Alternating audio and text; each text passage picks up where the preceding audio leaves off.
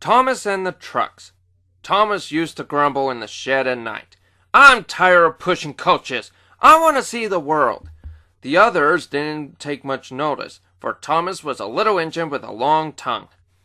But one night, Edward came to the shed. He was a kind little engine and felt sorry for Thomas. "I've got some trucks to take home tomorrow," he told him. "If you take them instead, I'll push coaches in the yard."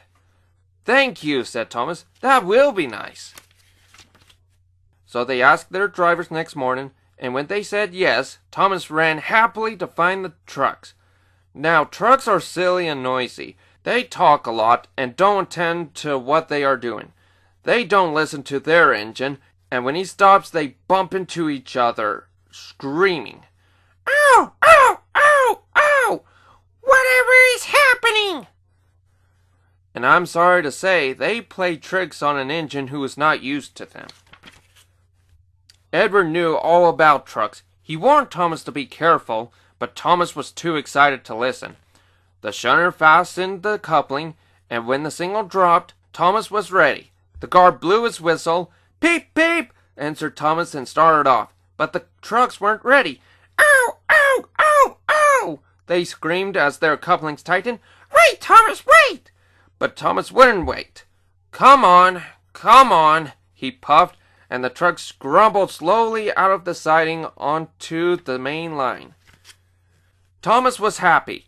Come along," he puffed. "All right, don't fuss, all right, don't fuss," grumbled the trucks. They clattered through stations and rumbled over bridges. Thomas whistled "peep, peep," and they rushed through the tunnel in which Henry had been shut up. Then they came to the top of the hill where Gordon had stuck.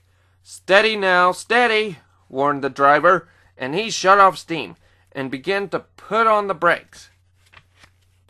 We're stopping, called Thomas. No, answered the trucks and bumped into each other. Go on! And before his driver could stop them, they had pushed Thomas down the hill and were rattling and laughing behind him. Poor Thomas tried hard to stop them from making him go too fast. Stop pushing, he hissed, but the trucks would not stop. Go on, they giggled in their silly way. He was glad when they got to the bottom. Then he saw in front the place where they had to stop. Oh dear, what shall I do?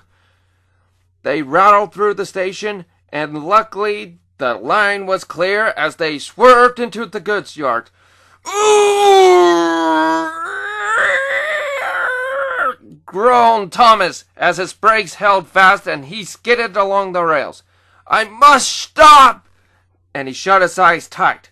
When he opened them, he saw he had stopped just in front of the buffers, and there watching him was the fat director.